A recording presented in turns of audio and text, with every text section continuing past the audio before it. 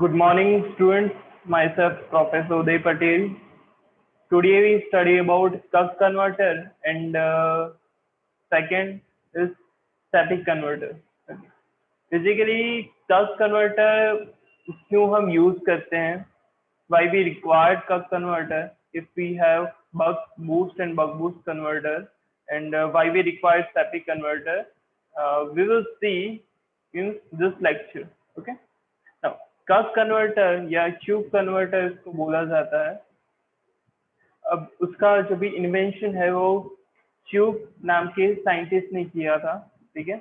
अब जहां तक बात है क्यूब कन्वर्टर की, कक कन्वर्टर की, तो वो इन्वेंट इसीलिए हुआ क्योंकि अगर हम बक कन्वर्टर की बात करते हैं तो उसके अंदर हमें क्या मिला कि जो भी वोल्टेज है वो सिर्फ स्टेप डाउन हो सकता है। अगर आप बूस्ट कन्वर्टर की बात करते हैं तो उसके अंदर सिर्फ जो भी वोल्टेज होगा वो सिर्फ बूस्ट हो सकता है, boost in the sense step up हो सकता है। बक बूस्ट कन्वर्टर के अंदर हमारा जो भी वोल्टेज है वो स्टेप अप स्टेप डाउन तो हो सकता है, लेकिन उसके अंदर भी आपका क्या है कि आपका इनपुट एंड आउटपुट साइड दोनों साइड आपका क्या नहीं हो सकता, प्योरली डीसी वोल्टेज नहीं हो सकता। इसके लिए क्यूब कन्वर्टर का इन्वेंशन हुआ। अब उसके अंदर हमारा बेनिफिट क्या हमें मिला कि जो भी input side as well as output side आप देखोगे तो यहाँ पे इंडक्टर है, यहाँ पे भी इंडक्टर है, यहाँ पे कैपेसिटर है। ओके। अगर आप प्रैक्टिकल कंडीशन में देखो तो यहाँ पर भी कैपेसिटर रखा जाता है for what, voltage filtration. So by doing that we got input side as well as output side purely DC voltage or purely DC current. Okay.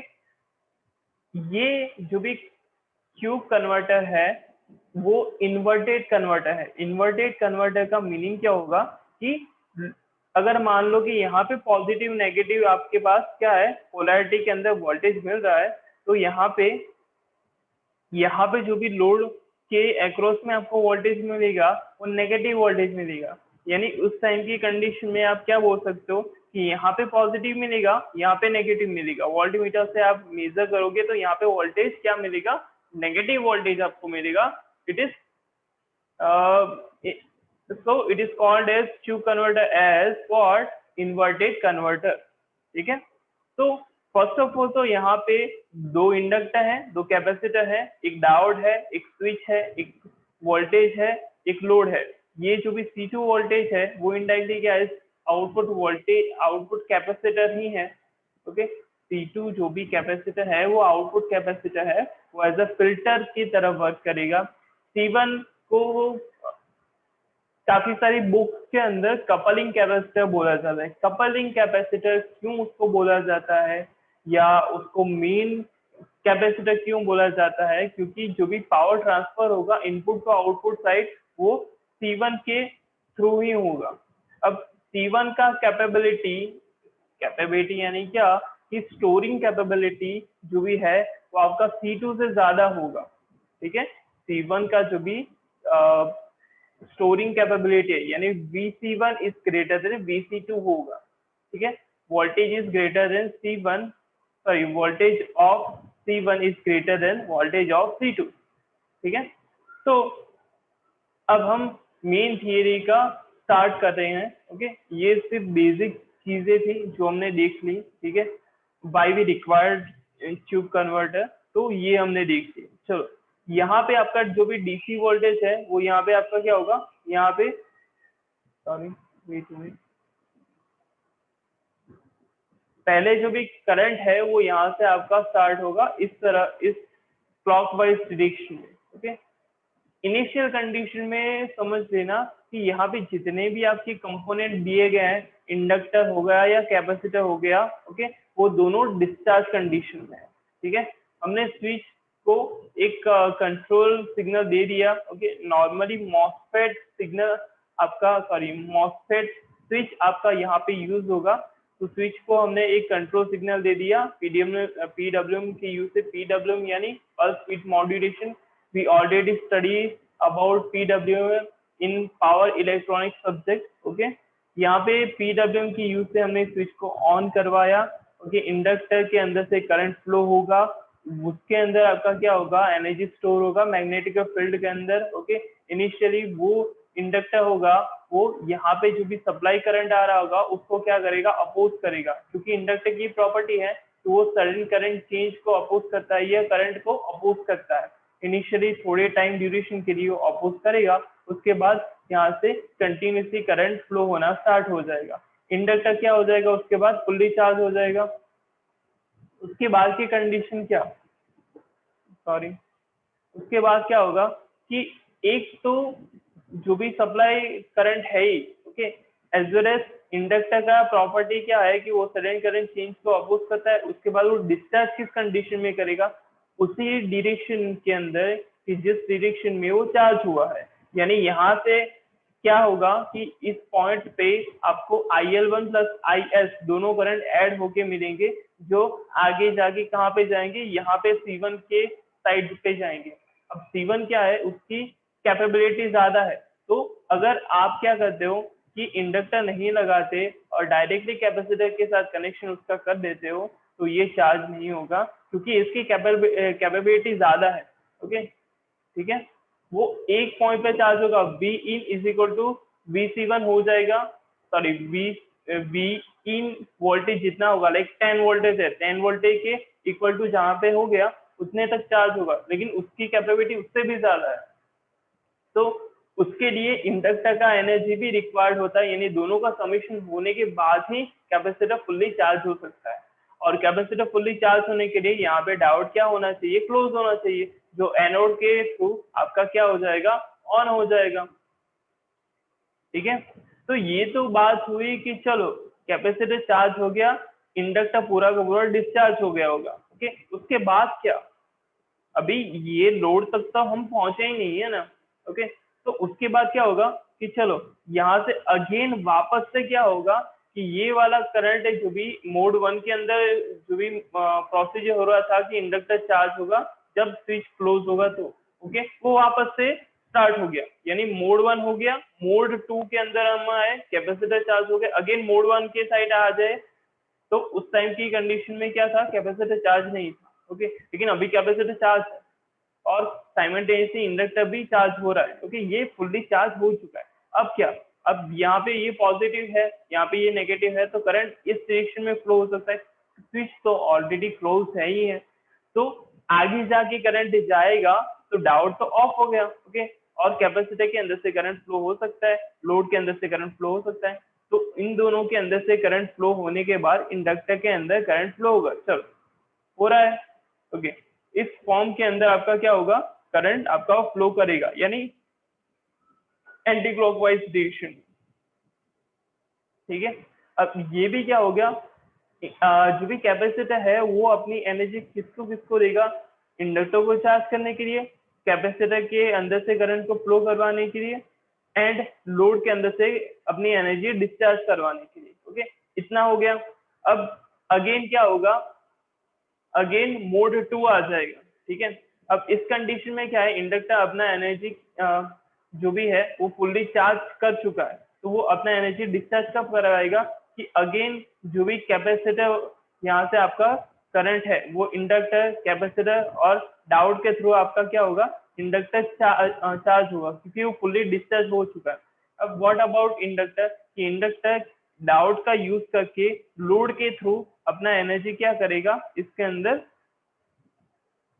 Sorry अपना energy diode and resistor and capacitor के through अपना energy discharge करेगा।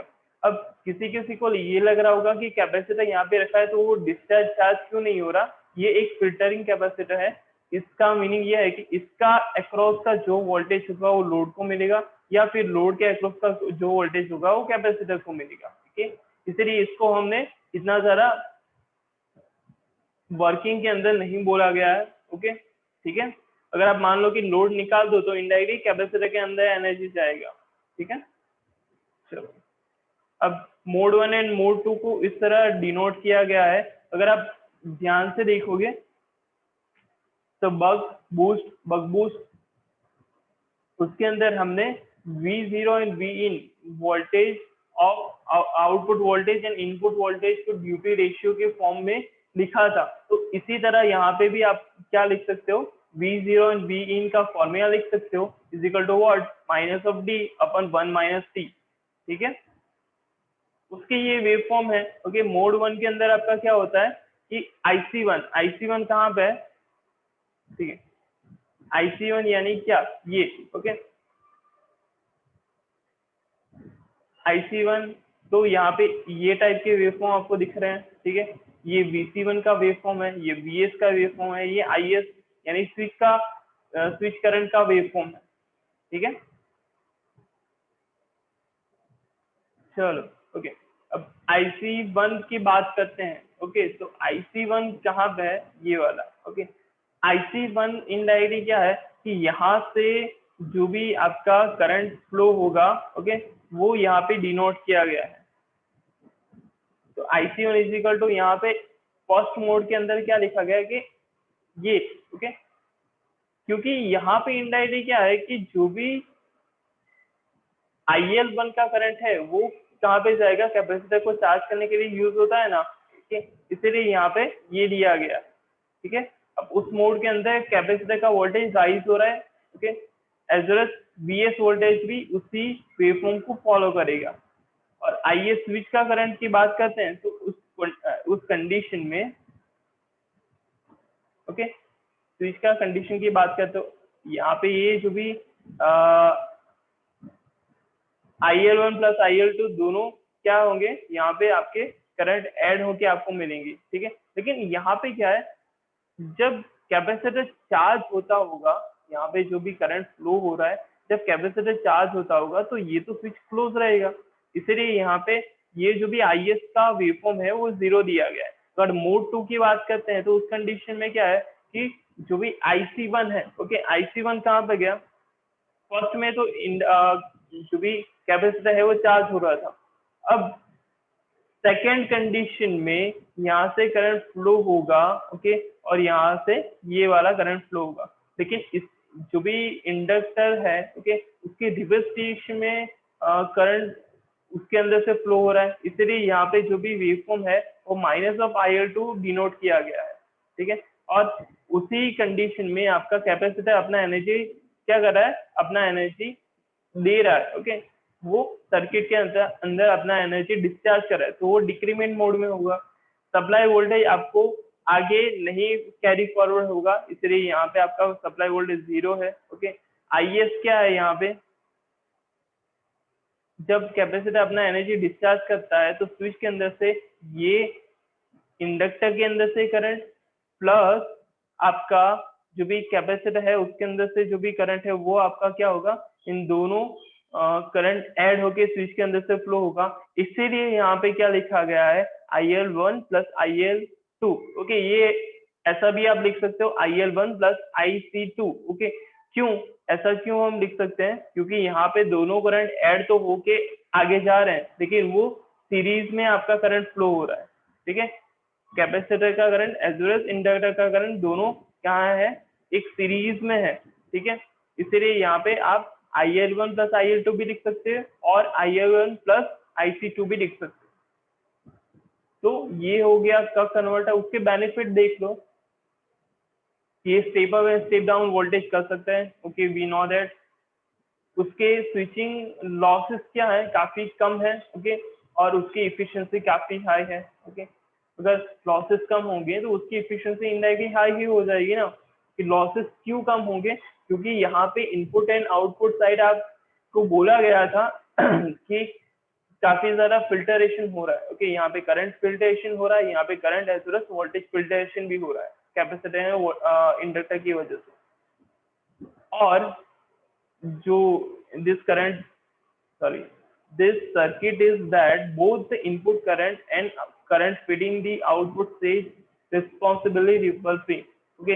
ये दोनों point अगर आप देखने के लिए जाते हो ना, ओके, एक में बोला गया है कि स्विचिंग लॉसेस कम होंगे। स्विचिंग लॉसेस कम होने का मीनिंग क्या है कि नॉर्मली अगर आप देखोगे तो काफी सारे सर्किट के अंदर जो भी स्विचेस काफी ज्यादा होती है, ओके। अगर आप स्विच यूज करते हो ना, सेमीकंडक्टर स्विच, तो उसके अंदर आपको लॉस तो होगा ही होगा कंपल्सरी, ओके। ब्रिज सर्किट के अंदर तो 4 स्विचेस यूज होती हैं, ठीक है।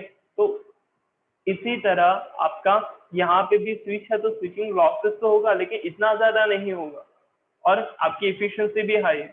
और इंडक्टर एंड कैपेसिटर की वजह से क्या है कि जो भी सर्किट है वो रिपल फ्री है। ओके, तो वो सारे इसके एडवांटेजेस है।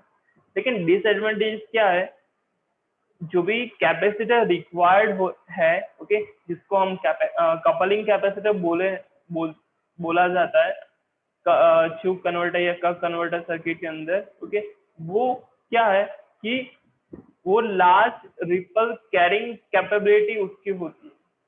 ठीक है, उसकी क्या है, large ripple current carrying capability है। ओके, यानी उसकी वजह से रिपल आपके प्रोड्यूस हो सकते हैं। ओके, उसमें स्टोर हो सकते हैं, तो उसकी वजह से जो भी है वो सर्किट को हार्मफुल हो सकता है, लेकिन उसके लिए ही फिल्टरेशन वो सारी चीजें रखी गई है।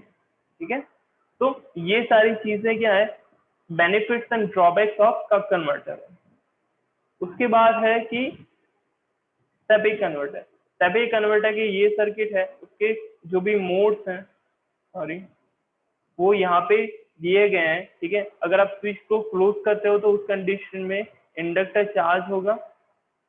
ओके, और उसके प्रीवियसली मोड के अंदर जो भी कैपेसिटर है वो अपना एनर्जी चार्ज कर चुका होगा और वो अपना एनर्जी किसके थ्रू देगा, यहाँ पे इंडक्टर के थ्रू, कैपेसिटर के थ्रू, सॉरी, इंडक्टर को इस कंडीशन में वो चार्ज करेगा, यहाँ पे कैपेसिटर के थ्रू जाएगा, लेकिन ये डायोड उसको ऑफ कर देगा। यानी ये जो भी यहाँ पे इंडक्टर को चार्ज करने की प्रोसीजर है और कैपेसिटर के थ्रू इसको L2 इंडक्टर को चार्ज करने की प्रोसीजर है, वो दोनों साइमल्टेनियसली चलेगी। ओके, उसके बाद के मोड के अंदर आपका क्या होगा कि स्विच ओपन हो जाएगा और आपका करंट है वो इंडक्टर के थ्रू, ओके, आगे जाएगा। ओके, इस कंडीशन में इंडक्टर का एनर्जी प्लस सप्लाई करंट का एनर्जी दोनों ऐड होके आगे जाएंगे, जो मेन कैपेसिटर को चार्ज करवाएंगे, as well as outer loop में वो करंट फ्लो होगा।